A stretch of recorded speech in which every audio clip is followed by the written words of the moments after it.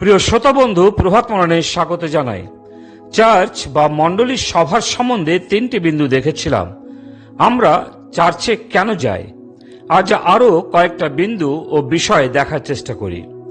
চতুর্থ, বাক্যের পরিচর্যা রূপ সভা, যা প্রেরিত 11:26 লেখা আছে, আর তাহারা সম্পূর্ণ 1 বৎসর কাল মণ্ডলীতে একত্র হইতেন এবং অনেক লোককে উপদেশ দিলেন। চার্চে বাক্যের পরিচর্যা অত্যন্ত জরুরি এবং বাক্য শিক্ষা দেওয়ার জন্য ঈশ্বর মণ্ডলীতে বাইবেলের শিক্ষক দিয়েছেন। যেমন ইফিসীয় তার 4:11-12 লেখা আছে, আর তিনি কয়েকজনকে প্রেরিত, কয়েকজনকে ভাবাদী, কয়েকজনকে সুসমাচার প্রচারক ও কয়েকজনকে পালক ও শিক্ষাগুরু করিয়া দান করিয়াছেন, যেন পরিচর্যা কার্য সাধিত হয়, যেন খ্রিস্টের দেহকে গাঁথিয়া তোলা হয়। আবার প্রেরিত 15:35 লেখা আছে, পৌল ও বার্নবা আন্তিওখিয়াতে অবস্থিতি করিলেন। তাহারা অন্য অন্য অনেক লোকের সহিত প্রভুর বাক্য লইয়া শিক্ষা দিলেন ও সুসমাচার প্রচার করিতেন। প্রেরিতের 18:11 বলে, তাহাতে তিনি 1.5 বৎসর অবস্থিতি করিয়া তাহাদের মধ্যে ঈশ্বরের বাক্য শিক্ষা দিলেন। শাস্ত্র অংশগুলি প্রকাশ করে প্রথম শতাব্দীর বিশ্বাসীরা ঈশ্বরের বাক্য শেখার জন্য কতটা ক্ষুধার্ত ছিলেন। বর্তমানেও প্রতিটি খ্রিস্ট বিশ্বাসীর ঈশ্বরের বাক্যের ক্ষুধা থাকা প্রয়োজন। এর জন্য সময় দিতে হবে। অনেক চার্চে তো শুধু রবিবারে 1 ঘন্টা বসেন, গান করেন, চার্চের বিজ্ঞাপন শোনেন, চাঁদা সংগ্রহ করেন, 10 মিনিট পুরোহিতের বাক্য শোনেন আর বাড়ি ফিরে আসেন। হ্যাঁ, যেমন প্রভু যিশু তার শিষ্যদের বলেছিলেন গেতসেমানি বাগানে, এ কেমন, তোমাদের কি 1 ঘন্টাও সময় নেই? তাই তো রবিবারে 1 ঘন্টার চার্চ হয়। প্রিয়, মনে রাখবেন, ঈশ্বরের বাক্য শিখতে হলে সময় দিতে হবে, বাক্য পড়তে হবে ও অধ্যয়ন করতে হবে। তাই চার্চে যাওয়ার চতুর্থ বিষয় হলো বাক্য শিখতে যাওয়া। 5 নম্বর হচ্ছে মিশনারি মিটিং বা সভা। এই সভা বুঝতে পারবো প্রেরিত তার 14:27 তাহারা যখন উপস্থিত হইলেন ও মণ্ডলীকে একত্র করিলেন, তখন ঈশ্বর তাহাদের সঙ্গে সঙ্গে থাকিয়া যে কত কার্য করিয়াছিলেন ও তিনি যে পরজাতীয়দের নিমিত্তে বিশ্বাসে দ্বার খুলিয়া দিয়াছিলেন, সেই সকল বর্ণনা করিলেন।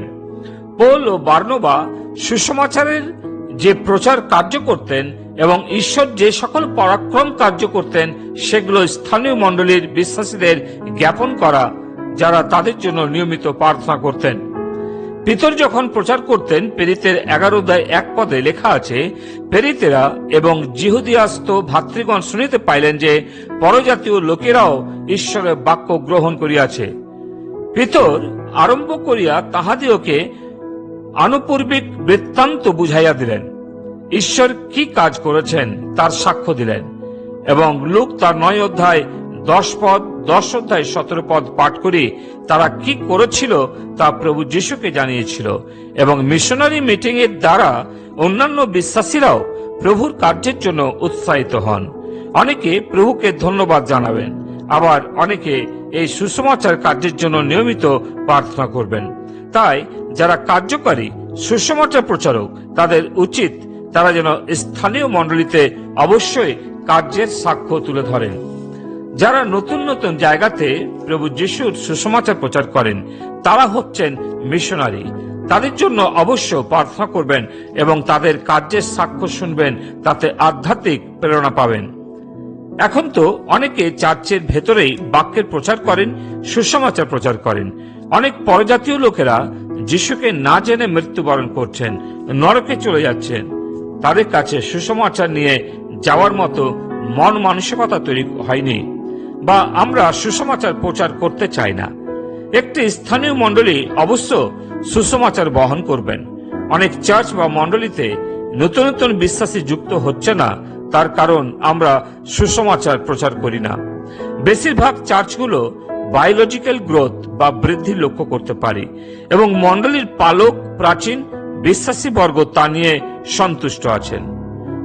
একটি সুস্থ চার্চ অবশ্যই সুসমাচার প্রচার করবে এবং প্রভুর জন্য নতুন নতুন আত্মা জয় করবে। মিশনারি কার্যে সমগ্র খ্রিস্ট মণ্ডলীকে সক্রিয় ভূমিকা পালন করতে হবে। ঈশ্বর আমাদের পরিত্রাণ দিয়েছেন, যেন সেই পরিত্রাণের বার্তা অন্যদেরও বলি। সত্যি বলতে অনেক খ্রিস্ট বিশ্বাসী বর্গ যারা পাপ ক্ষমার অনুভব রাখেন, কিন্তু বড্ড স্বার্থপরের মতো জীবনযাপন করেন। ভয় ও লজ্জার কারণে অন্যদের কাছে যিশুর সম্বন্ধে বলতে চান না। মনে রাখবেন, ঈশ্বর একদিন এগুলোর হিসাব নেবেন এবং লজ্জিত হতে হবে। অতএব আসুন আমরা সকালেই মিলে প্রভু যিশুর জন্য সাক্ষ্য দিই এবং আমরা প্রভুর জন্য আত্মার জয় করি। ঈশ্বর তার বাক্যে আমাদের আশীর্বাদ করুন এবং সাহায্য করুন তা করতে। পিতা ঈশ্বর, আমরা তোমাকে ধন্যবাদ দিই যে প্রভু আজও আমরা দুটি বিন্দু দেখেছি, যে বাক্যের পরিচর্যারূপ সভা এবং মিশনারি সভা। প্রভু, তুমি আমাদের অনুগ্রহ দাও যেন এই সমস্ত বাক্যের সত্যতা বুঝি এবং তোমার পক্ষে আমরা সাক্ষ্য বহন করি। স্থানীয় মণ্ডলী যেন বৃদ্ধি লাভ করে। প্রার্থনা প্রভু যিশু নামে চাই, আমেন।